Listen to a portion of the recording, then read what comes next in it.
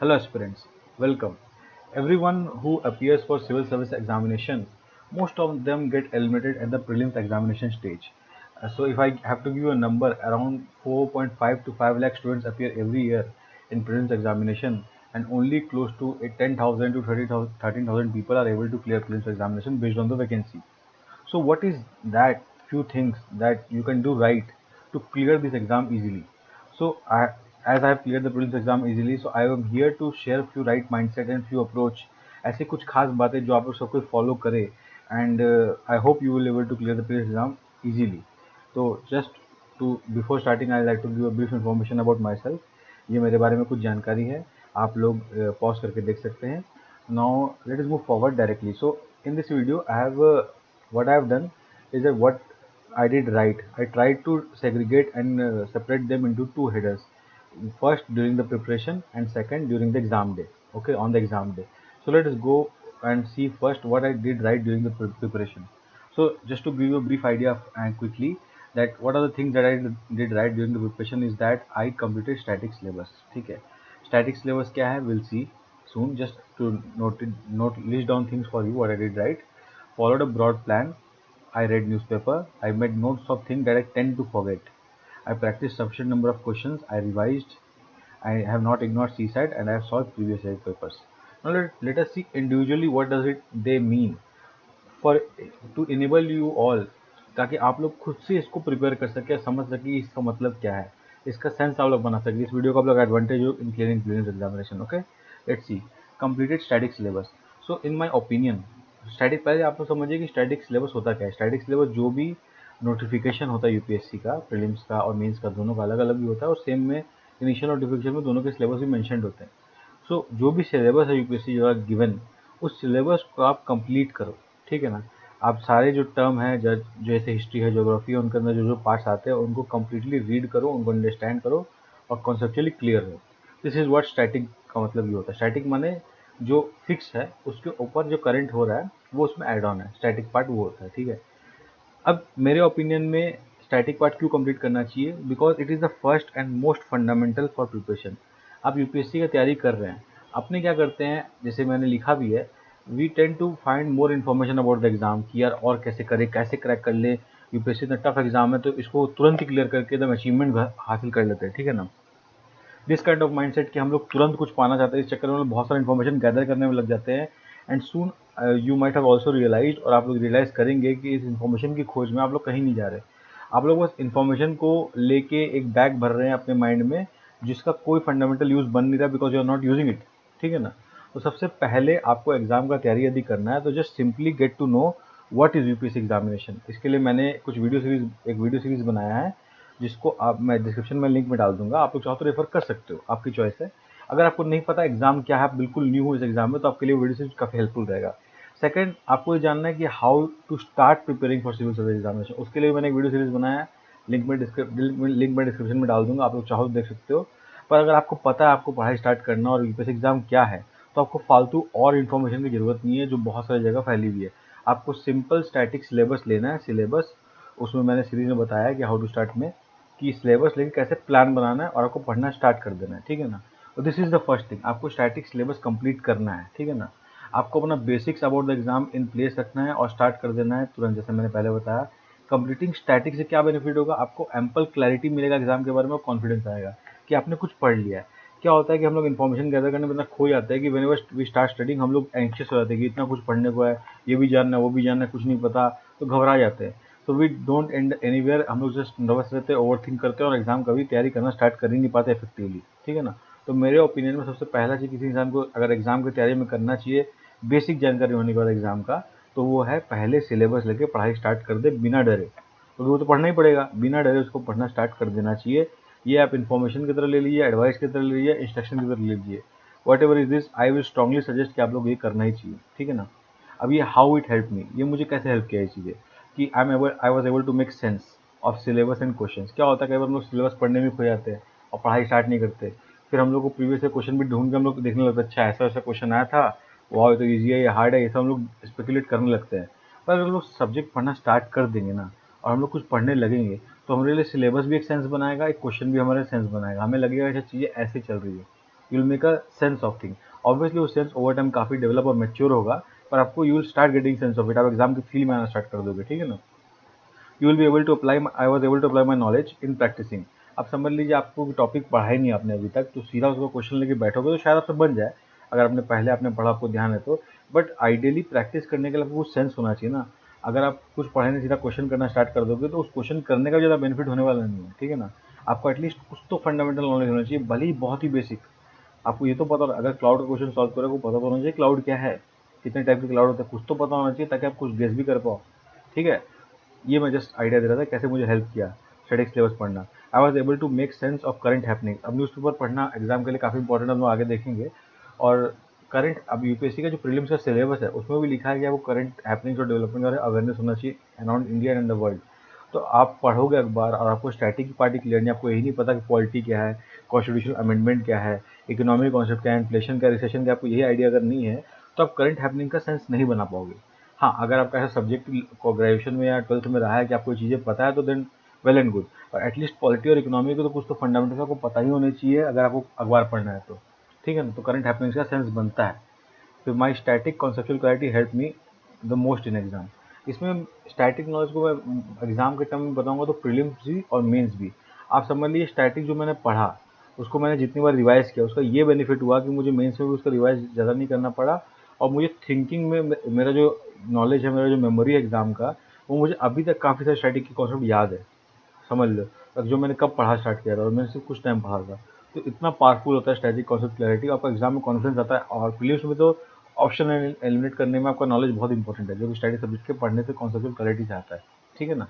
Now this is the first thing जो आपको करना चाहिए प्रीलिम्स एग्जाम के अपियर करने से पहले, प्रिपरेशन करने के दौरान। ये एक मोस्ट इंपॉर्टेंट चीज़ है मेरे हिसाब से। फिर फॉलोड अ ब्रॉड प्लान। जैसे मैंने बताया कि जैसे आपको पता चल गया एग्जाम क्या है, ठीक है ना, आपको एक स्टैंडर्ड प्लान बना लेना है।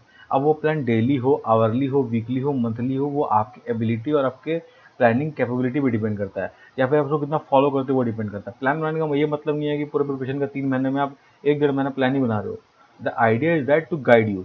ये प्लान क्या करता है कि आपको गाइड करता है। इसमें मेरा ओपिनियन ये है कि every aspirant should start with a daily plan. आप लोग एक डेली टारगेट रखें कि चलिए आज, अगर प्लान लिखना भी नहीं है आपको तो सिर्फ आप मेंटली फ्रेमवर्क बनाएंगे ना, कि आज मैं कोशिश करूंगा या फिर आज मैं कोशिश करूंगी कि मैं पॉलिटी का 2 चैप्टर पढ़ूंगी, 2 टॉपिक पढ़ूंगी, और फिर उसको पढ़ लेते हो आप, और फिर उसका प्रैक्टिस क्वेश्चन देख लेते हो। तो this is called following plan. Following plan का मतलब ये नहीं कि 15 पन्ने का एक्सेल बना लिया और उसको फॉलो ही नहीं कर रहे हम लोग, ठीक है ना। वट एवर सूट्स यू, मेरे को एक्सेल सूट करता है मैंने एक्सेल बनाया। तो मैंने एक प्लानिंग का टेम्पलेट भी मैंने बनाया है, जो मैंने दूसरे वीडियो सीरीज में लोगों को हेल्प भी किया कि how to make a plan. तो वो भी लिंक मैं डिस्क्रिप्शन में डाल दूंगा, ताकि आप चाहो तो देख सकते हो कि एक प्लान कैसे दिख सकता है, ठीक है ना। फिर and at least follow a month long plan, मैंने स्टार्ट विद डेली प्लान। आपको कोशिश करना चाहिए कि आप वीकली या मंथली प्लान बनाओ, मंथली प्लान तक तो बनाना ही चाहिए। वाई? बिकॉज अब सिंस हमारे प्रीलिम्स एग्जाम 28 मई 2023 को है, 2023 का एग्जाम। अब आप मई का एग्जाम के लिए, जब एग्जाम आपको 28 मई को है, तो at least you should be very well versed. 30 अप्रैल तक आपको एंड टू एंड एग्जाम का सब कुछ क्लियर होना चाहिए। लास्ट के 28 दिन आपको खाली कुछ क्वेश्चन सॉल्व करने और रिविजन करना है, ठीक है ना। तो इसके पहले, अब ये कैसे हो पाएगा? ये तभी हो पाएगा 30 अप्रैल तक का टारगेट लेके आप प्लान बनाओ अपना, बैक बैक इंटीग्रेट करके। पर यस, फर्स्ट डे 30 अप्रैल तक का प्लान बनाना लॉजिकल नहीं है। आज अगर आप स्टार्ट कर रहे हो तो पहले एक दिन का प्लान बनाओ, उसको हफ्ता 10 दिन फॉलो करो and see whatever you are able to achieve and what you are able to not. उससे आपको आइडिया मिलेगा what you should insert in the plan, आपको प्लान में क्या डालना चाहिए ताकि आपको उसको फुलफिल कर सको। और एक 30 अप्रैल अगर एंड डेट है तो उस टाइम तक आप उसको अचीव कर सको, ठीक है ना। और सून आप देखोगे जब हफ्ता भर का प्लान बनाने लगे ना, तो विल गेट एन एस्टिमेट कि आप 70-80% भी प्लान फॉलो कर रहे हो ना, तो don't get disheartened, it's a good good achievement. तो 70-80% प्लान आप फॉलो कर पाए तो बहुत अच्छा टारगेट, उससे ज़्यादा कर लिया तो बेस्ट है, ठीक है ना। बट आइडियली आप मंथली प्लान बना के फॉलो करो। एटलीस्ट आप जनवरी फरवरी जब स्टार्ट होगा तो आपको फरवरी और मार्च का और अप्रैल का एंड तक का प्लान मंथ की स्टार्टिंग में बनाना आना चाहिए। तो भी आप इस एग्जाम में बहुत स्ट्रक्चर्ड वे में और राइट अप्रोच से आप आगे बढ़ सकोगे। ये प्लान का इंपॉर्टेंस है, ठीक है ना। अब ये हाउ इट हेल्प मी, इससे मैं ट्रैक कर पाया अपना प्रोग्रेस को। मैंने जब प्लान बनाया तो मैंने एक्सेल में बनाया था, तो जैसे मैंने बताया मैं टेम्पलेट शेयर कर दूंगा आप लोगों को। तो उससे मैं ट्रैक कर पाया कि कुछ मिनट मैंने कितना पढ़ लिया, फिर उसका मैंने क्वेश्चन प्रैक्टिस किया है कि नहीं किया है। प्रैक्टिस कर लिया प्रीलिम्स का तो मेंस का क्वेश्चन प्रैक्टिस किया है कि नहीं किया है। उसमें मैं कितना कॉन्फिडेंट हूँ, मेरे लिए कोई पर्सनल रिमार्क है कि मुझे इसे दोबारा रिवाइज करना है, दोबारा प्रैक्टिस करना है। तो ये सब ट्रैकिंग पैरामीटर जो मैंने खुद के लिए डिफाइन किया था, इससे मुझे काफ़ी ईजी रहा प्रिपरेशन को ट्रैक करने में कि where I am standing right now. फिर एक और इससे बेनिफिट ये होता है कि स्मॉल टारगेट अचीवमेंट से आपको कॉन्फिडेंस और मोटिवेशन मिलता है। सपोज आपने प्लान बनाया कि आज आप ये कंप्लीट करोगे, तो आप देखोगे कि अगर आपने प्लान कंप्लीट कर लिया ना, तो आपको नेक्स्ट डे पढ़ने का मन करेगा, आपको उस दिन सोने में भी इंजॉयमेंट फीलिंग होगा। तो सिंस एग्जाम एक माने हेल्थ पे, मेंटल हेल्थ पे टॉयल हो सकता है। अगर सिंस आप जानते हो, सपोज आप नवंबर में पढ़ना स्टार्ट किए इस एग्जाम के लिए, आपका पहला टेंजिबल रिजल्ट जो आएगा वो जून में आएगा। तो इमेजिन कीजिए जून तक आपके पास कोई एग्जाम का रिजल्ट ही नहीं है, 6-7 महीने बस आपको खुद ही को मोटिवेट करना है। तो आप कैसे कर सकते हो? खुद का प्लान फॉलो करके, खुद छोटे छोटे टारगेट को मीट करके आप खुद को मोटिवेट कर सकते हो कि yes I am doing it right, ठीक है ना। फिर इससे एक मेथड आता है, अगर आप प्लान बनाते हो एक रेगुलरिटी आता है, तो आपके प्रिपरेशन में एक रेगुलरिटी आता है कि अच्छा डेली आपने समझ लीजिए स्टडी प्लान बनाया और आपने बोल लिया डेली प्लान के अंदर कि मैं 4 स्लॉट में पढ़ूंगा या 6 स्लॉट में पढ़ूंगी। उसके स्लॉट के अंदर आप जब पढ़ते हो ना, तो आपका एक रेगुलरिटी बनता है, बायोलॉजिकल क्लॉक सेट होता है। और एग्जाम में एक बायोलॉजिकल क्लॉक सेट होना बहुत ज़रूरी है। इससे आप जैसे समझ लीजिए एग्जाम सुबह 9:30 बजे होता है, तो 9:30 बजे से 11:30 आपको पेपर सॉल्व करना आना चाहिए। सॉरी 11:30 आई थिंक इसी टाइम पे कुछ होता है। तो उस टाइम पे आपको पेपर सॉल्व करने का प्रैक्टिस होना चाहिए, ताकि आपका उस टाइम जब एग्जाम रहे तो आपका माइंड वर्क करे, ठीक है ना। ऑब्वियसली एग्जाम में आपको नींद नहीं आएगा, पर sorry, to be best in your potential आपको प्रैक्टिस रहे तो बहुत अच्छा है, ठीक है ना। इसलिए प्लान फॉलो करने का फ़ायदा है। फिर it enable me to understand my potential and enhance. अब समझ लीजिए मैं प्लान बनाया, मैं देखा कि अच्छा कुछ चीज़ें मैं पढ़ता हूँ तो मैं फास्ट पढ़ लेता हूँ। Then I get a sense, okay this my potential in this subject, I am able to read things fast, I am able to absorb learnings fast, I am able to absorb concept fast. तो उसके लिए मैं जब next plan बनाऊंगा next month का, तो उसमें मैं कुछ कम टाइम रखूंगा, मुझे पता है मैं उसमें कंप्लीट कर लूंगा। सिमिलरली कुछ subject that takes more time for me, whatever I plan I am not able to complete that plan because of my lack of interest or subject complexity by any other reason. So I get an idea, okay, this subject needs more time, more commitment from my side to strengthen them. तो इससे मुझे अपना potential भी पता चला कि मैं कितना पढ़ पा रहा हूँ। समझ लीजिए मेरे फैमिली में कुछ चैलेंजेस है, मैं पढ़ाई में नहीं दे पा रहा हूँ, तो वो आप वो रेगुलर मॉनिटर करके ही पता कर सकते हो। वो कब बनेगा? जब आप एक प्लान वे में स्टडी करोगे। तो दिस आई होप मैंने आइडिया क्लियर बताया कि फॉरवर्ड ब्रॉड प्लान का मतलब क्या है। Then one of the another most important thing is reading newspaper. अब देखिए रीडिंग न्यूज़पेपर के वजह बहुत लोगों का बहुत सारा ओपिनियन है। कई लोग बोलते हैं कि न्यूज़पेपर पढ़ना चाहिए, कई लोग बोलते हैं मैंने बिना न्यूज़पेपर पढ़े सारा प्रीलिम्स निकाल दिया। बिल्कुल हो सकता है। देखिए अब सबसे फंडामेंटल बात समझने का ये है कि every student has a different background in this examination. Like I am an engineer, somebody will be a medicine doctor, medical professional होंगे, कुछ डॉक्टर होंगे, कुछ बीडीएस होंगे, कुछ लोग आर्ट बैकग्राउंड से होंगे, हिस्ट्री ज्योग्राफी पढ़े रहे, कुछ लोग होंगे इकोनॉमिक बैकग्राउंड से, कुछ लोग होंगे लॉ बैकग्राउंड से। अब आप सबके बैकग्राउंड से अवेयर भले ही जानते हो कि बहुत सारे बैकग्राउंड के बच्चे लोग एग्जाम देते हैं, पर ये समझिए कि सबके प्रोफेशन में करंट अफेयर्स का अपडेट होना बहुत ही अलग requirement. Like for my self being an engineer, I rarely used to read newspaper during my job और work when I was working as an engineer. So I was not needed to read much of the news. अगर कुछ गलती से पढ़ भी लेता था तो पेट्रोकेमिकल के बारे में जान लिया तो बहुत हो गया, ठीक है ना। तो how one can expect me to be aware about all the current developments in the world. तो बहुत लोग जैसे इकोनॉमी प्रोफेशनल जो बच्चे होते हैं इकोनॉमी और लॉ वाले, जिनको मैक्सिमम डेवलपमेंट पॉलिटी और इकोनॉमी के पता होता है अपने अपने फील्ड के, तो they find it less difficult to study current affairs और newspaper to get up to date with it, ठीक है ना। तो इस सेंस में मैं बोलूँगा कि न्यूज़पेपर के लिए हर जन का अलग ओपिनियन है, अलग अलग वजह से। पर आपको ये डिसाइड नहीं करना कि आपको उनके ओपिनियन से या मेरे ओपिनियन से न्यूज़पेपर पढ़ना चाहिए कि नहीं पढ़ना चाहिए। आपको ये समझना चाहिए कि न्यूज़पेपर से मुझे क्या मिल रहा है। अगर आपको लगता है आप नेचुरली डेली न्यूज़ फॉलो कर पाते हो और आपको अवेयरनेस है कि इंडिया में और वर्ल्ड में क्या रफली क्या मैटर चल रहा है without knowing much of the facts, then also आप न्यूज़पेपर आपको पढ़ने की जरूरत नहीं है। सिंस मुझे नहीं था तो मैं समझता न्यूज़पेपर पढ़ने की मुझे जरूरत है, फर्स्ट रीजन। और सेकंड, जैसे मैंने लिखा हाउ इट हेल्प मी, तो मैं मानता हूँ कि इससे मेरा general awareness of current development काफ़ी बढ़ा। अब समझिए कि प्रीलिम्स का सिलेबस में फर्स्ट पॉइंट लिखा हुआ है कि current awareness about current developments and events around the world and in India, ठीक है। इस टाइप का एक स्टेटमेंट लिखा हुआ है सिलेबस ऑफ प्रीलिम्स का। क्यों लिखा गया है? आप साफ साफ पढ़ के जाइए, history geography polity economy science and tech environment ecology and one more subject is there. ये सब भी पढ़ के जाइए। उसके बाद भी आपको डेली डेवलपमेंट से अगर रिलेट नहीं कर पा रहे हो आप, तो आपका एडमिनिस्ट्रेशन में जाने का फ़ायदा ही क्या है? आप एडमिनिस्ट्रेशन में जाओगे तो रियल लाइफ चैलेंजेस आएंगे, करंट डेवलपमेंट पे इशू आएगा। समझ लीजिए आज कोई टेक्नोलॉजी डेवलप हुआ और आपके डिस्ट्रिक्ट में किसी ने उसे मिसयूज़ कर लिया, उसकी वजह से कोई बहुत हैज़ार्ड हो गया, तो कैसे एड्रेस करोगे उसको आप?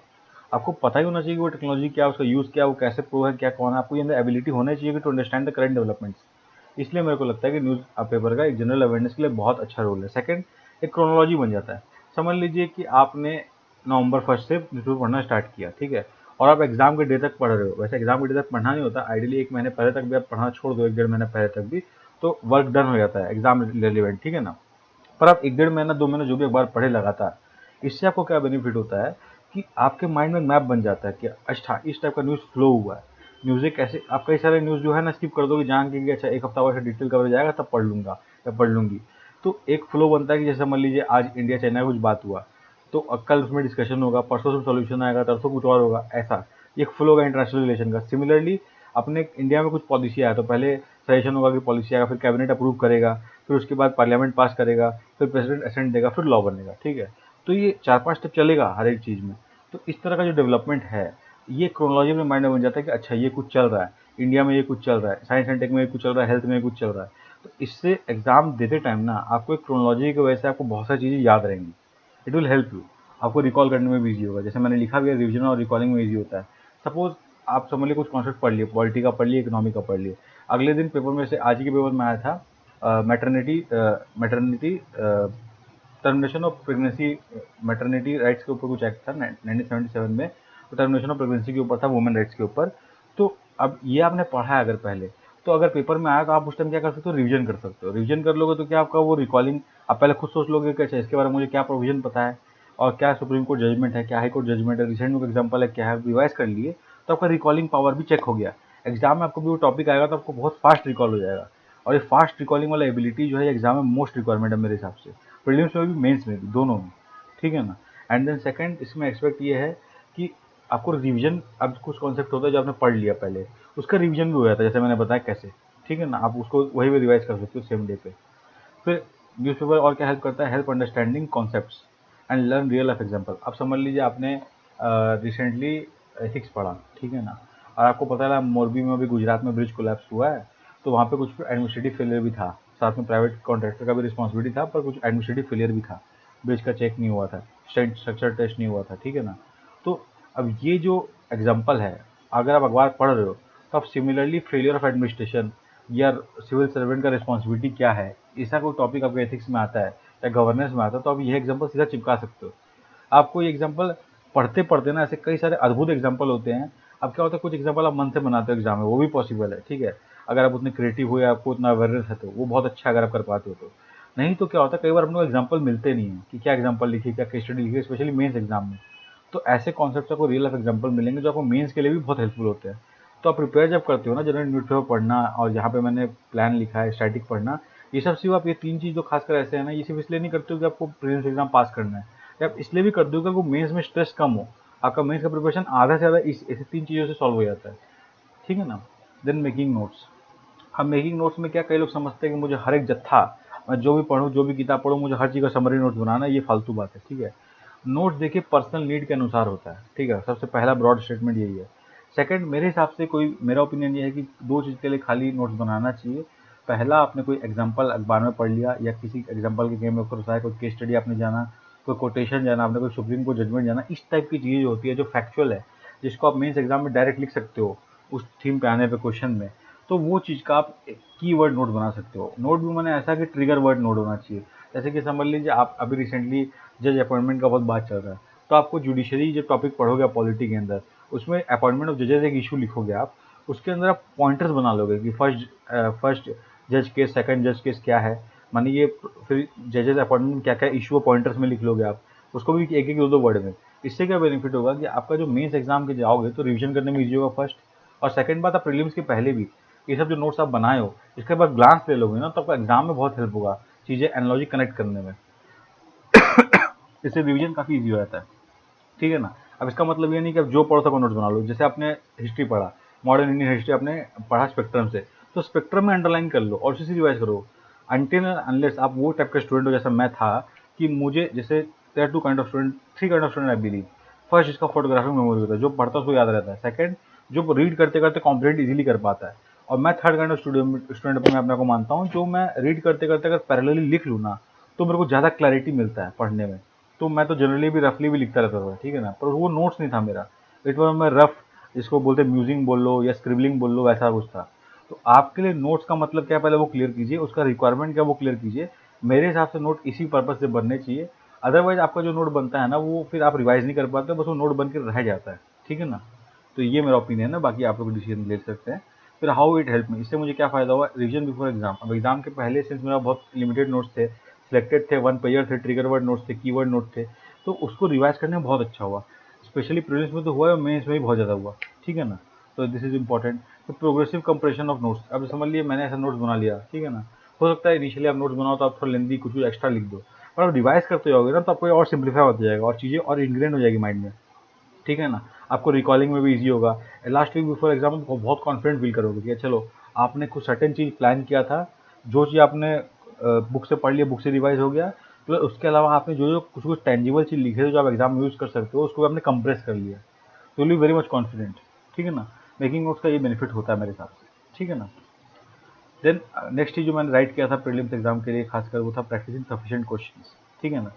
इसका मतलब क्या है? अब देखिए हम लोग क्या करते हैं ना, जब प्रैक्टिस करने बैठते हैं तो हम लोग भूल जाते हैं हम लोग क्या ऑब्जेक्टिव से प्रैक्टिस कर रहे हैं। या तो हम लोग बहुत सारा क्वेश्चन सॉल्व करने लग जाते हैं, या हम लोग कुछ भी सॉल्व नहीं करते, 2-3 क्वेश्चन देख लेते हैं, 6 जो मेरे को आता है, और छोड़ देते हैं। प्रैक्टिसिंग का मतलब ये है, उसका कोर ऑब्जेक्टिव ये है कि आपने कुछ पढ़ा है, ठीक है ना, उसको आप अपना नॉलेज कुछ गेन किए हो, उसको अप्लाई कर सको। तो अगर आप नॉलेज अप्लाई करना टेस्ट करना चाहते हो, या फिर आप जो पढ़े हो उसको कितना अप्लाई कर सकते हो, उससे क्या करेक्ट क्या रॉन्ग होता है, उससे आपका लर्निंग का एबिलिटी बदलता है कि आपने कितना लर्न किया है। ऐसे मैंने लिखा कि मेरे ओपिनियन में इसको इसलिए करना चाहिए sufficiently should be sufficiently to check conceptual clarity, कि आपको जो पढ़ा समझ में आया कि नहीं आया एक्चुअल में, with questions understanding time taken. आप क्वेश्चन पढ़ रहे हो और आपने जो पढ़ा है उसको यूज करके आपको कितना समय लगा क्वेश्चन सॉल्व करने में, वो भी एक सेंस है, क्योंकि एग्जाम टाइम्ड एग्जाम है। हम लोग को अगर प्रैक्टिस नहीं करेंगे तो पता नहीं चलेगा हम लोग कितना टाइम ले रहे हैं क्वेश्चन सॉल्व करने में, ठीक है ना। एबिलिटी और एबिलिटी टू अप्लाई नॉलेज, हम लोग जो पढ़े उसको हम अप्लाई कर पा रहे हैं कि नहीं कर पा रहे हैं, ठीक है ना। तो सीधा क्वेश्चन तो पूछेगा नहीं, तो this kind of sense also helps, ठीक है ना। Areas of strength and weakness, हम लोग ये जान पाएंगे कि अच्छा समझ लीजिए ज्योग्राफी में पढ़ रहे हैं तो उसका पढ़ते ही एक बार में हम लोग क्वेश्चन सॉल्व कर पा रहे हैं, बट यार हिस्ट्री पढ़ने पे क्या हो रहा है ना, हम लोग को थोड़ा एक दो बार रिवाइज करना पड़ा, कुछ चीज़ें हम लोग भूल जा रहे हैं। तो ये सब चीज़ ना प्रैक्टिस से निकल के आती है, ठीक है ना। अब देखिए इसमें बहुत ही स्ट्रेटेजिक वर्ड मैंने यूज़ किया है, सफिशिएंट क्वेश्चन, ठीक है ना। इसका मतलब क्या है कि देखिए प्रैक्टिसिंग का कोई अंत नहीं है। आप चाहो तो ना एक एक टॉपिक 100 क्वेश्चन कर सकते हो, अनंत क्वेश्चन का आपको भंडार मिल जाएगा विश्व में। आप गूगल सर्च मार्केट में देखिए, अनंत क्वेश्चन का भंडार मिल जाएगा, ठीक है। पर आपको सफिशिएंट क्वेश्चन करना है, एक्स मैंने बहुत ज़्यादा क्वेश्चन नहीं करना है, वरना फिर आपका कोर पर्पस डाइवर्ट हो जाएगा। सफिशिएंट क्वेश्चन का मतलब समझ लीजिए आपने पॉलिटी का पढ़ा, फंडामेंटल राइट्स पढ़ा, तो आप 5 से 10 क्वेश्चन फंडामेंटल राइट कम से कम सॉल्व कर लीजिए, ठीक है ना। एक सेंस बना लीजिए, ठीक है ना, क्योंकि जो मेन प्रैक्टिस आपका होगा वो प्रीवियस ईयर क्वेश्चन से होगा, या आप एक आध जो मॉक टेस्ट देना चाहोगे उससे होगा, ठीक है ना। अगर आप बहुत ज़्यादा प्रैक्टिस कर लोगे तो आपका वो रियल ऑब्जेक्टिव पूरा नहीं होगा, फिर एक वो रिडंडेंट हो जाएगा कि अच्छा 100 क्वेश्चन कर लिया मैंने, काम खत्म हो गया, ठीक है ना। वो भी एक मेथड ऑफ स्टडिंग, अगर आपको लगता है कि आपको थ्योरी पढ़ने में बहुत वीक हो, देखिए ये जनरल स्टूडेंट के पर्सपेक्टिव से मैंने बताया है, और कुछ स्टूडेंट होते हैं जिनको थ्योरी पढ़ना बिल्कुल पसंद नहीं, जो पढ़ते हैं उनको एकदम इरिटेट हो जाता है या उससे कुछ टेंजिबल लर्निंग निकल नहीं पाता, तो उनके लिए बेस्ट अप्रोच एग्जाम में बाई सॉल्विंग क्वेश्चन है, ठीक है ना। तो उनके लिए मैं नहीं बता रहा हूँ, मैं बता रहा हूँ कि उनके लिए कि जो थोड़ा पढ़ पाते हैं, ठीक है ना। एग्जाम में अगर आप प्रीलिम्स सिर्फ क्वेश्चन सॉल्व करके निकाल दोगे ना तो मेंस में आपको दिक्कत होगा ही, ठीक है ना। प्रीलिम्स से पास नहीं करना अपने को, यूपीएससी पूरा एग्जाम क्लियर करना अपने को, लिस्ट में आना अपने को, सर्विसेज में जाना है। सिर्फ प्रीलिम्स पास करना कोई अचीवमेंट नहीं है मेरे हिसाब से, ठीक है ना। तो मैं बिगर प्रोस्पेक्ट को लेकर आपको समझा रहा हूँ कि प्रैक्टिसिंग क्वेश्चन का मतलब क्या सफिशिएंटली, ठीक है ना, हाउ इट हेल्प मी। अब देखिए इससे मुझे क्या फ़ायदा हुआ कि मैं क्वेश्चन फास्ट पढ़ने लगा। अब मैंने प्रैक्टिस किया है तो मेरे सामने कोई भी क्वेश्चन है, आजकल आप देख रहे पास्ट ईयर भी प्रीलिम्स के पेपर में कुछ कुछ क्वेश्चन में 5-5 7-7 स्टेटमेंट दिया था। साइंस एंड टेक का क्वेश्चन में 7 स्टेटमेंट था। तो वैसे क्वेश्चन को पढ़ना और टाइमली कॉम्प्रिहेंड करना, देन ऑप्शन एलिमिनेट करके राइट आंसर चुनना, ये अपने आप में टाइम टेकिंग टास्क है, ठीक है ना। उसको फास्ट कर पाओगे विद प्रैक्टिस, ठीक है ना। Then you be comfortable with the type of question. अब समझ लिए कोई क्वेश्चन है मैच द कॉलम का, अब आप प्रैक्टिस करोगे मैच द कॉलम का 10 क्वेश्चन और 50 क्वेश्चन या 100 क्वेश्चन, तो ऑब्वियसली आपका कंफर्टेबिलिटी लेवल चेंज होगा ना। आप एक भी क्वेश्चन सॉल्व नहीं किया तो आपको लगा था अजीब सा, अब आप उसको 5-6 क्वेश्चन सॉल्व कर लिए फिर और बेटर लगेगा, 20-25 कर लिए और बेटर लगेगा। तो दैट कंफर्टेबल लेवल वेरीज, ठीक है ना। पर वही है सफिशिएंट करना, आपको एक्सेस नहीं करना है। I was able to improve my learnings, learning कैसे इंप्रूव हुआ है। अब समझ लीजिए कुछ क्वेश्चन मैंने सॉल्व नहीं हुआ, ठीक है, या फिर क्वेश्चन सॉल्व करते मैं किसी जगह अटका, तो मैंने वो छोटा सा नोट बना लिया अपने लिए, ठीक है ना। कि मैं प्रैक्टिसिंग का मैं एक नोट बनाता था एक्सेल में, और उसको मैं मंथली रिवाइज करने का प्रैक्टिस करता था, ठीक है ना। तो ऐसे कीवर्ड का नोट बना देता था कि अच्छा इसमें मुझे ये भूला, तो it help me improve also, ठीक है ना। My ability to apply my knowledge increase, how, तो मैंने जो पढ़ा उसको मैंने क्वेश्चन में अप्लाई करके देख लिया, ठीक है। तो अप्लाई करने का जब मैंने आंसर से मैच किया तो मुझे समझ में आ गया अच्छा इस टाइप का नॉलेज मेरा सही था, ये वाला पार्ट रॉन्ग था, जो मैंने लर्निंग्स में नोट किया। तो इससे क्या हो गया, मेरा नॉलेज एप्लीकेशन बढ़ा। I am able to think on spot on the question, ठीक है ना, and then I have to revise it, ये वाला एंगल है। Then I was able to strategise my paper. अब मैंने प्रैक्टिस किया, सफिशिएंट प्रैक्टिस किया, इनफैक्ट कुछ मॉक भी दिए, तो मुझे एक सेंस बन गया जब मेरे पास पेपर आए तो मुझे पता है कि मेरा स्ट्रेंथ एरिया ज्योग्राफी है, हिस्ट्री है, या फिर कुछ और है, पॉलिटी है, इकोनॉमिक्स है। तो मैं पेपर में पहले जब करने बैठूंगा तो जब कोई भी ज्योग्राफी, हिस्ट्री या पॉलिटी जो मेरा स्ट्रेंथ एरिया, उसका क्वेश्चन जब आएगा तो मैं उसको एट अ गो करने का ट्राई करूँगा, ठीक है ना। और हाँ, अब ये तो एक हो गया मेरे स्ट्रेटेजी का बात। पर इसमें ये नहीं करना अपने को कि यार एग्जाम में कि मैंने ये बात बोला तो आपने उसको दिल पे ले लिया कि अच्छा मेरा ज्योग्राफी अच्छा है, तो ये क्वेश्चन ज्योग्राफी एग्जाम में भले हार्ड आया हो, मेरे से नहीं बन रहा तो मैं उसको जबरदस्ती करने बैठूंगा ना। ये अलग एक्सपेक्ट है। ये पेपर स्ट्रेटेजी होता है कि माने एक ब्रॉडर स्ट्रेटेजी पेपर का होता है कि वो क्वेश्चन नहीं आया तुरंत स्किप करो। बट प्रैक्टिसिंग से जो आपको स्ट्रेटेजी बनता है वो ये बनता है कि किस टाइप का क्वेश्चन को कैसे सॉल्व करना है, कोई पर्टिकुलर सब्जेक्ट क्वेश्चन पे आपका स्ट्रेंथ एरिया तो उसको कैसे पेपर में फास्ट करना है। This type of strategy also develops while you practice question. इसका आइडिया ये था, ठीक है ना। अब रिवीजन देखिए, बहुत जन आएंगे आपको बोलेंगे रिवीजन बहुत इंपॉर्टेंट है, रिवीजन रिवीजन रिवीजन, पर कोई ये नहीं बताएगा रिवीजन का मतलब क्या है, ठीक है ना। तो रिवीजन ऑब्वियसली बहुत इंपॉर्टेंट है, पर मेरे ओपिनियन में रिवीजन जो है सबसे मोस्ट डिफिकल्ट पार्ट है, ठीक है ना। कोई बोले रिवीजन करना ही पड़ेगा तो सही बोल रहा है, करना ही पड़ेगा, पर आपको ये एक्सेप्ट भी करना पड़ेगा, मानना ही पड़ेगा, बहुत डिफिकल्ट पार्ट है, ठीक है। बहुत लोग होते हैं जो जो पढ़ते हैं जिनको याद रहता है, उनकी बात अलग है, ठीक है ना। अब वैसे रेयर स्टूडेंट अगर आप हो तो बेस्ट ऑफ लक, ठीक है ना। But most of the student जो होते हैं उनको यार ये चैलेंज फेस होता है कि रिवाइज करना पड़ता है, ठीक है। और ये डिफिकल्ट पार्ट है क्योंकि आप ऑलरेडी पढ़ चुके हैं। जबकि कोई चीज़ नया पढ़ते हो ना, एक इंटरेस्ट रहता है कि यस नया पढ़ेंगे तो यार कर लेंगे। बट वो चीज़ें पढ़ लेते हो ना, रिवीजन करने में एक अलग सा रेजिस्टेंस आता है बॉडी को, यार कि ये तो पढ़ लिया है, यार याद रहेगा, कर लेंगे कर लेंगे। बट वो गलत बात है, आपको रिवीजन करना चाहिए। रिवीजन से क्या रिकॉलिंग पावर बढ़ता है, जो हम लोग पढ़ेंगे क्या बेनिफिट है उसका। पर ये मेरे हिसाब से मोस्ट इंपॉर्टेंट एक्सपेक्ट है एग्जाम के प्रिपरेशन का। आपको कभी नहीं सोचना कि आप रिवाइज नहीं कर पाओगे, आप कर पाओगे। अगर आप खुद को बोलोगे रिवाइज मेरे से नहीं हो पाएगा, छोड़ देते, तो आप सच्ची में नहीं कर पाओगे। पर वो चैलेंज है, आपको करना पड़ेगा रिवाइज, वो तो फैक्ट है, ठीक है ना। या फिर आपको खुद को ये भी नहीं बोलना है कि आई डोंट नीड रिवाइज, क्योंकि रिवाइज तो करना ही पड़ेगा, ठीक है ना। चाहे आप कितने बड़े, नहीं होता है ना कि एक आध एक्सेप्शन केस होता है, अगर आप अपने आप को एक्सेप्शन मानते हो तो ठीक है, वरना रिविजन करना पड़ेगा, ठीक है ना। और रिविजन, अब जैसे लोग बोल रहे हैं रिविजन कैसे करें, जैसे मैं खुद उस क्वेश्चन को आंसर करना चाह रहा था, ठीक है। रिविजन करने का सबसे बेस्ट तरीका ये होता है ना कि आपको डेली अपने आप को छोटे टारगेट देने होते हैं, ठीक है ना। आपको ये सोचना है कि यार मैं रिवाइज नहीं कर रहा हूँ, उससे बेटर है कम से कम मैं एक पन्ना रिवाइज करके देख लूँ, ठीक है ना। आप देखोगे उसका बेनिफिट जब आपको क्वेश्चन सॉल्व करने में मिलेगा ना, तो आपका खुद मन करेगा रिवाइज करने का। एक्चुअल में क्या होता है, हम लोग समझते हैं कि हम लोग पढ़ लिया तो हम लोग को आ गया, हम लोग सब कुछ कर लेंगे। पर रिवाइज करने में हम लोग रियलाइज होता है कि यार नहीं यार, इससे तो बेनिफिट हुआ, इससे हम लोग क्वेश्चन सॉल्व कर पा रहे हैं, सब्जेक्ट में लिंकेज बैठा पा रहे हैं, ठीक है ना। इसका मैं रीजन भी दूंगा आपको कैसे क्या होता है। कि सपोज आपने कुछ चीज़ पढ़ लिया आज, ठीक है ना, सपोज आपने पॉलिटी पढ़ा, फिर आपने कुछ दिन गैप लिया, या फिर आपने फिर इकोनॉमी स्टार्ट कर दिया पॉलिटी के बाद। अब इकोनॉमी पढ़ लिया, अब आप सोचिए जब आप पॉलिटी दोबारा रिवाइज करोगे ना, तो आपने इकोनॉमी भी पढ़ लिया है, ठीक है ना।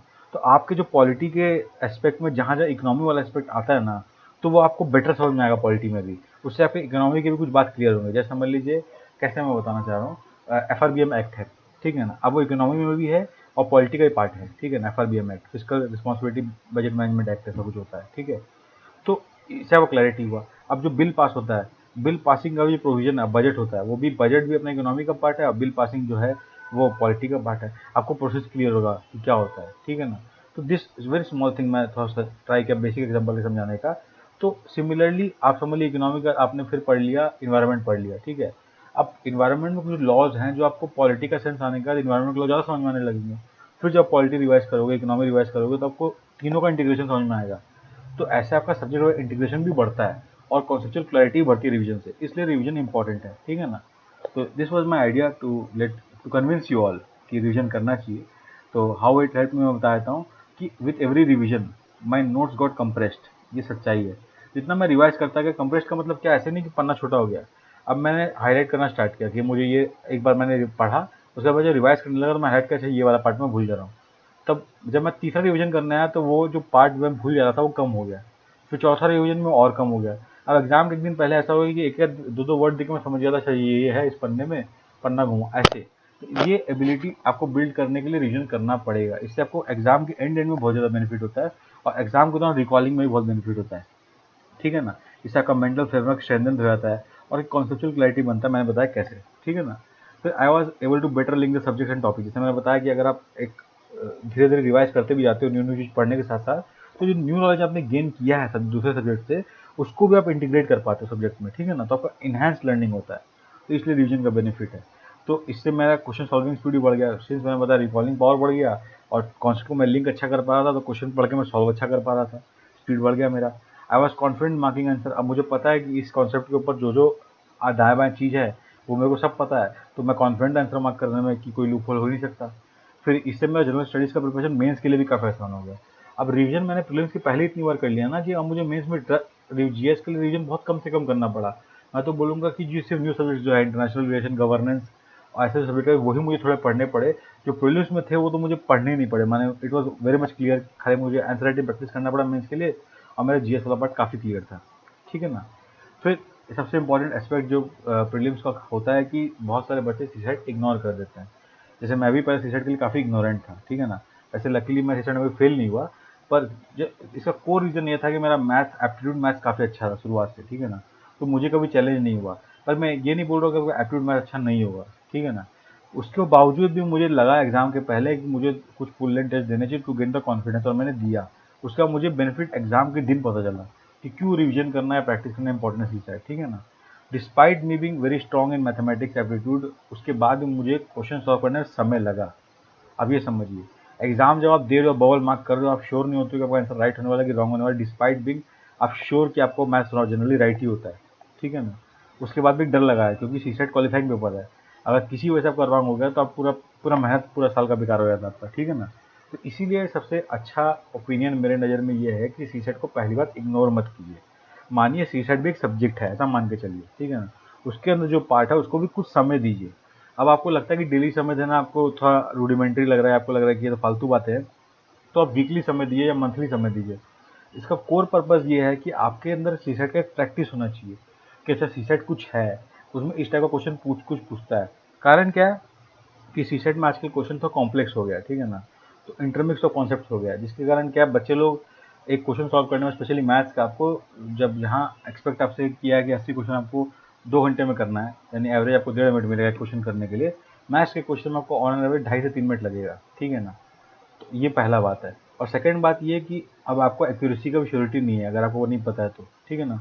वो प्रैक्टिस से पता चलेगा आपको कितना एक्यूरेट हो रहा है। अगर आप 2 फुल लेंथ टेस्ट सीसेट का दोगे तो आपको पता चलेगा आप 60 क्वेश्चन कर रहे हो तो उसमें 30 राइट है, 40 राइट हो रहा है और 10 या 20 रॉन्ग हो रहा है। तो उसके लिए प्रैक्टिस करना जरूरी है। सीधा एग्जाम में जाकर टेस्ट दोगे सीसेट का तो चैलेंज आएगा। इसलिए मेरा यही सजेशन है कि not don't ignore CSAT, because I have not ignored it and I benefited from it, ठीक है ना। तो मेरा ओपिनियन यही है। जैसे मैंने लिखा है कि आप 20, 21, 22 का पेपर देखोगे तो आपको डिफिकल्टी ऑफ सीसेट का इंक्रीज बढ़ते हुए दिखेगा, जो कि रियलिटी है। आप एस्पिरेशन को, मैंने एस्पिरेंट्स को इतना प्रैक्टिस टाइम अगर मिलता ही नहीं है तो मेरे हिसाब से खाली उसको एटलीस्ट 2 फुल लेंथ टेस्ट देना चाहिए। अगर उसका एटलीस्ट इंग्लिश या मैथ कुछ कुछ में से एक चीज़ अच्छा है, अगर दोनों ही अच्छा नहीं है तो मेरा सजेशन रहेगा उसको डेली प्रैक्टिस करना चाहिए। पर अगर डेली नहीं कर पा रहा है तो वीकली तो श्योर करना चाहिए, एटलीस्ट 10 से 15 क्वेश्चन, ठीक है। और खाली प्रीवियस ईयर क्वेश्चन भी सॉल्व कर लोगे ना सीसेट का आप, तो भी आपका इनफ है। इसके लिए आपको एडिशनल चीज़ भी नहीं करना है। अगर आपको कॉन्सेप्चुअल क्लैरिटी भी नहीं है ना तो सॉल्यूशन लेके बैठिए, आप कॉन्सेप्चुअल क्लैरिटी भी हो जाएगा प्रीवियस ईयर क्वेश्चन सॉल्व करके, एग्जाम क्लियर करने जितना, ठीक है ना। तो इससे इससे मुझे क्या हेल्प हुआ कि मैं एग्जाम सीसेट का एग्जाम देने से पहले काफ़ी कॉन्फिडेंट फील कर रहा था, क्योंकि मैंने 2 फुल टेस्ट दे के गया था। एक एक दिन दिया मैंने, उसके बाद 2 3 बार, एक वीक बाद मैंने दोबारा टेस्ट दिया था। उसके बाद मैं मेन टेस्ट देने गया था, फुल टेस्ट देने गया, तो मुझे एग्जाम में बहुत कॉन्फिडेंट फील हुआ कि यार मैं तो कर लूँगा, क्योंकि मेरा कॉन्सेप्ट क्लियर है। मैंने 5 2 साल के पेपर दे के देखे, मेरे से हो रहा है, ठीक है ना।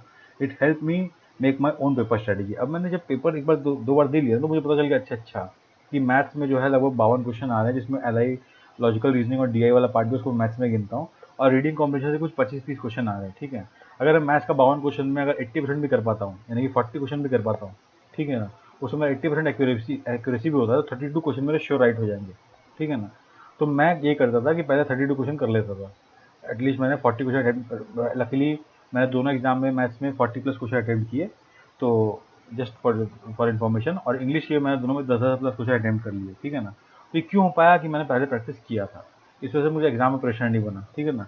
और फिर एक और अच्छा बात ये होता है कि अगर आप सीसेट आपका कॉन्फिडेंट रहते हो ना, सीसेट आपका हो ही जाएगा, सेकंड पेपर है, तो आपका फर्स्ट पेपर में फुल फोकस रहता है, उसमें आपको नर्वसनेस फील नहीं होता है। वरना आपको सीसेट का डर सताता रहता है, यार ये तो हो जाएगा सीसेट में, क्या होगा, मैथ्स कैसे पास करेंगे। अब कई बच्चे ऐसे हैं, इनका पेपर 1 में 100+ आया, जो कट ऑफ पार कर रहे थे, पर सीसेट में वो 1 नंबर, 1.5 नंबर, आधा नंबर से अटक गए, समझ लो ना। तो इसीलिए आपको वरी सीसेट का नहीं रहे तो ज़्यादा अच्छा है, इसलिए प्रैक्टिस करना चाहिए। I was able to tackle complex question paper easily, जैसे मैंने बताया कुछ क्वेश्चन में 2 3 कॉन्सेप्ट इंटीग्रेटेड थे, उनको मैं इजीली सॉल्व कर पाया बिकॉज मैंने प्रैक्टिस किया था, ठीक है ना।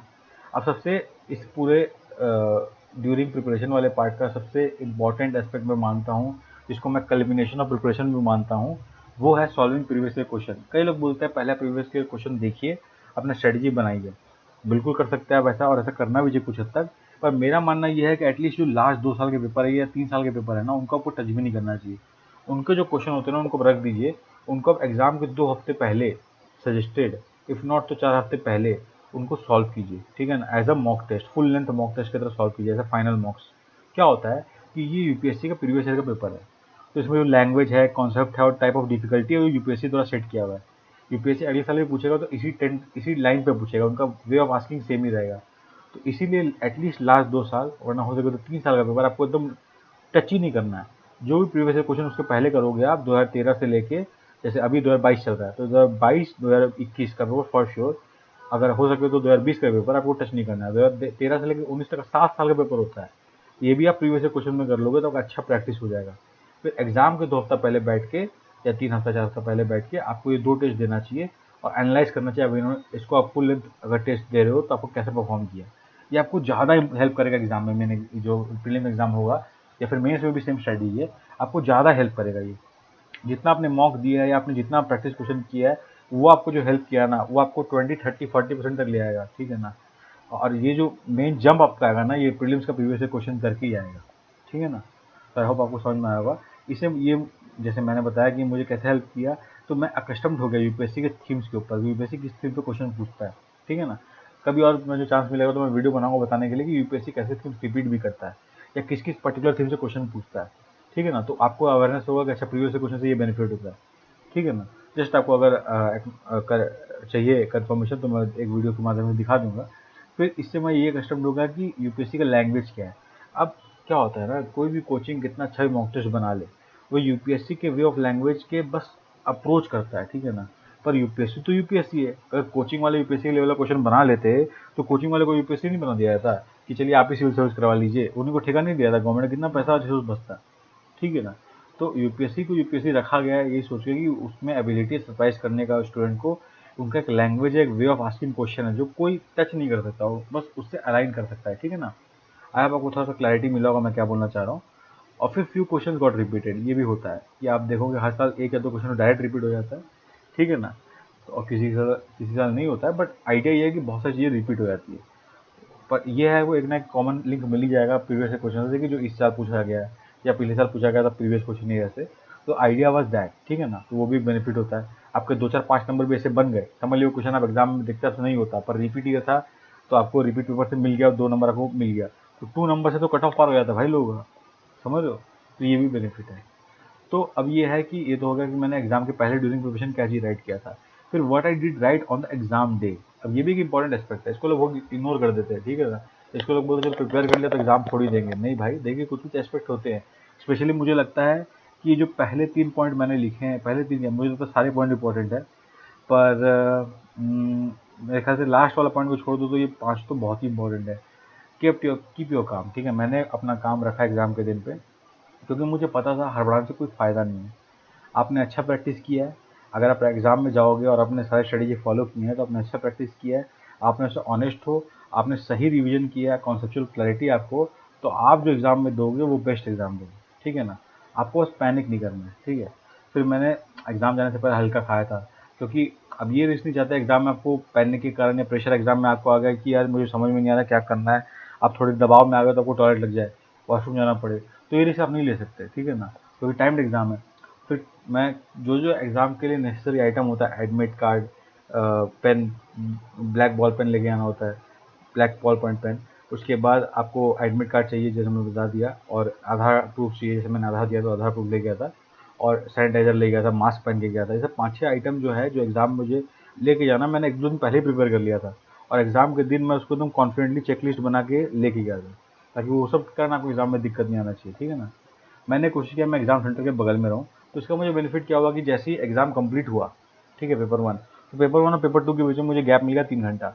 उस 3 घंटे में मैंने खाना भी खा लिया चैन से, मैं 1 घंटा पावर नैप भी ले लिया, आधे घंटा 1 घंटा, जो मेरे नींद तो आया नहीं, पर मैंने 1 घंटा रेस्ट करते करते थोड़ा देर सोया, थोड़ा देर जगा रहा, वैसे करके फिर मैं एग्ज़ाम सेंटर दोबारा पहुँच गया, तो एक रिफ्रेशिंग फीलिंग है, ठीक है ना। और मैं फिर एग्ज़ाम सेंटर 1 घंटा पहले पहुँचता था एग्ज़ाम के दिन, क्योंकि मैं चाहता था कि देखिए अगर आप आधे घंटे का मार्जिन लेके चलते हो ना, भले आप बगल में रहते हो, क्या होता है वहाँ पहुँच के आपको माइंडसेट बैठाने में भी टाइम लगता है। कई लोग थोड़ा पैनिक ज़्यादा कर जाते हैं, जैसे मुझे लगता है मैं कई बार पैनिक ज़्यादा कर जाता था। तो इसलिए मैं ये करता था, एग्जाम हॉल पहुंच के एग्जाम हॉल से थोड़ा कस्टम हो जाता था, भीड़ को देख के, बच्चों को देख के। क्योंकि क्या होता है, कई बार सिक्योरिटी पढ़ाई करते हो ना, तो आपको सब चीज़ नहीं लगती है, तो आपका बॉडी और माइंड दोनों एडजस्ट नहीं हो पाता। ये सुन के आपको बहुत ही विचित्र लगेगा, पर कई बार फैक्ट होता है, ठीक है। आप दूसरों को देख के जिसको लगता है यार ये तो इनका अच्छा जाएगा मेरे से ऐसा हो सकता है। कि बहुत लोगों दोस्तों ने मुझे अपना स्टोरी शेयर किया है कि they got nervous at times, ठीक है ना। तो एग्जाम एक घंटा पहले पहुंच के सिंक इन करने में हेल्प करता है आपको, ठीक है ना। And it also keeps you काम, क्योंकि आपको घबराहट नहीं है, आपको पता है अपने टाइम सफिशिएंट है, आप एग्जाम वाले पहुंच गए हो, आपका एग्जाम देने मिलेगा, ठीक है ना। फिर I believe and follow my exam strategy, ये बहुत जरूरी है, मैंने इसलिए स्ट्रिक्टली लिखा इस बात को। क्या होता है, हम लोग एग्जाम के पहले जितना प्रैक्टिस करते हैं उसका पर्पस क्या है, उसका पर्पस ये है कि एग्जाम के दिन पे आप जो करने वाले हो उसका एक मेंटल फ्रेमवर्क बना लो आप, ठीक है ना। प्रैक्टिस के दौरान जो भी आपके लर्निंग्स रहे हैं, अपने वीकनेस अपने स्ट्रेंथ को देख के एक मेंटल फ्रेमवर्क बनाओ कि एग्जाम के बाद मैं कैसे अटेम्प्ट करूंगा।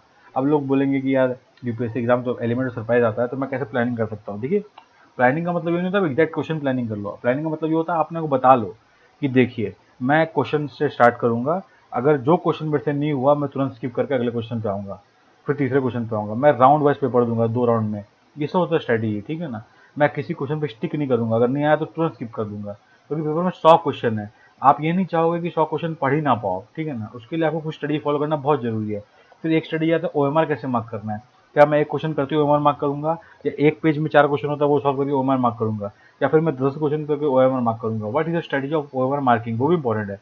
मैंने कुछ बच्चों को देखा जो लास्ट में ओएमआर मार्क करते हैं, वो ओएमआर कंप्लीट मार्क नहीं हो पाता या ऊपर नीचे मार्क हो जाता है, उसके कारण आता हुआ क्वेश्चन को नेगेटिव मार्किंग मिल जाता है, ठीक है ना। तो इस टाइप के जो स्ट्रेटेजी होता है ना, इसको आपको स्ट्रिक्टली पहले एग्जाम के लिए बना लेना मेंटली, और उसको पूरा फॉलो करना है। जितना मैं बोलूँगा जितना अच्छा से फॉलो कर पाओ ना, उतना आपका एग्जाम बेस्ट जाएगा। जितनी बार मैंने वो स्ट्रेटेजी से हल्का भी डाइवर्ट किया ना, उसकी वजह से मुझे नुकसान ही हुआ है। इसलिए मैं बोलूँगा कि स्ट्रेटेजी जितना स्टिक कर पाओ ना, आपको उतना अच्छा है, ठीक है ना।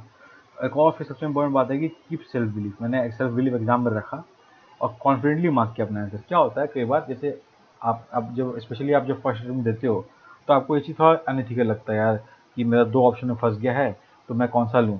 तो आप एक ऑप्शन अगर गेस भी कर लेते हो ना, तो आपको मन से लगता नहीं है कि वो सही होगा, तो आप मार्क करने में हिचक जाते हो। उससे आपका हिचकिचाहट में टाइम वेस्ट भी होता है, और कई बार आप मार्क नहीं भी कर पाते हो, या कई बार गलती मार्क हो जाता है। इसीलिए मैं कहूँगा कि आप जब पेपर में डिसाइड कर लिए कि आपको क्वेश्चन या तो स्किप कर दीजिए, ठीक है ना। डिसीजन लेना आना चाहिए, decision making is very important. या आपने सोच लिया कि मैं ये आंसर निकाला हूँ, मेरा ये आंसर है, तो उसको मार्क कीजिए, उसके बिना मत छोड़िए, ठीक है ना। दिस इज़ वेरी इंपॉर्टेंट, क्योंकि उसकी वजह से आपका कट ऑफ डिसाइड होता है। ये ध्यान रखिए, रिस्क लेना पड़ता है एग्जाम में। फिर मैंने पेपर वन कंप्लीट हुआ, तो मैंने किसी से पेपर डिस्कस नहीं किया और ना ही इवैल्यूएट किया। स्पेशली एग्जाम देने के बाद तो 3 दिन तक मैं पेपर को टच भी नहीं किया। उसके बाद मैंने देखा अच्छा क्या पेपर है बताओ। तो this are the few things जो मुझे लगता है। इसके अलावा मैं एक दो चीज़ और बताऊंगा कि जैसे मैंने लास्ट में बताया था कि डिसीजन मेकिंग वाला। देखिए, एग्जाम में डिसीजन मेकिंग बहुत इंपॉर्टेंट है। पूरा यूपीएससी के प्रिपरेशन जर्नी में जो होता है ना, whatever you do and whatever you achieve are a consequence of your decision, ठीक है ना। तो जो भी डिसीजन लो उस पर ट्रस्ट रखो, ठीक है ना। आपने अगर डिसाइड कर लिया कि आपको ये पाथ में जाना है, अनटिल अनलेस उसके कुछ काउंटर आर्ग्यूमेंट आपके सामने आता है और उसको नुकसान क्लियर दिखता है, उस डिसीजन पर ट्रस्ट कीजिए। ये एक और इंपॉर्टेंट क्वालिटी है, ठीक है ना। मैंने कुछ वीडियोस बनाया है कि how to start preparing for UPSC examination. उसमें मैंने बताया कि एग्जाम के बारे में क्या क्या क्वालिटी टेस्ट होता है, तो आप उसमें देख सकते हो। मैं लिंक जैसे डिस्क्रिप्शन में बोला हूँ डाल दूंगा, 2 3 वीडियो सीरीज का पूरा प्लेलिस्ट है। उसमें 4 4 5 5 वीडियो है। आप अपने सहूलियत के हिसाब से उसको देखिए। डिस्क्रिप्शन में उसकी सारी जानकारी रहेगी वीडियो की भी, और उसका टाइटल भी सेल्फ एक्सप्लेनेटरी होगा। तो आप उसको डिसाइड करके पढ़ सकते हो कि क्या आपको जानना है एग्जाम के बारे में, आप जान सकते हो, ठीक है ना। तो जस्ट मेरा सजेशन ये जो मैंने बताया, ये पूरा स्ट्रेटजी मैंने इसलिए बताया क्योंकि मैंने देखा कई बच्चे जो होते हैं ना, बहुत सारे इन्फॉर्मेशन के चक्कर में फंस जाते हैं। आपको बस एक सिंपल सा माइंड फ्रेमवर्क बनाना है कि ये एग्ज़ाम मेरा क्लियर होगा, उसके पीछे मैं कुछ चीज़ें सही करनी चाहिए, ये मेरा एक्सपीरियंस है। हो सकता है एक दो लोग और चीज़ जोड़ दे, एक दो चीज़ कम कर दे, पर ये ध्यान रखिए वो इंडिविजुअल पर्सपेक्टिव होता है, ठीक है ना। एक इंडिविजुअल के जीवन में अब हर आप एक अलग इंडिविजुअल हो, मैं एक अलग इंडिविजुअल हूँ। मेरा कुछ स्ट्रेंथ है, मेरा कुछ वीकनेस है, आपका कुछ स्ट्रेंथ, आपका कुछ वीकनेस है।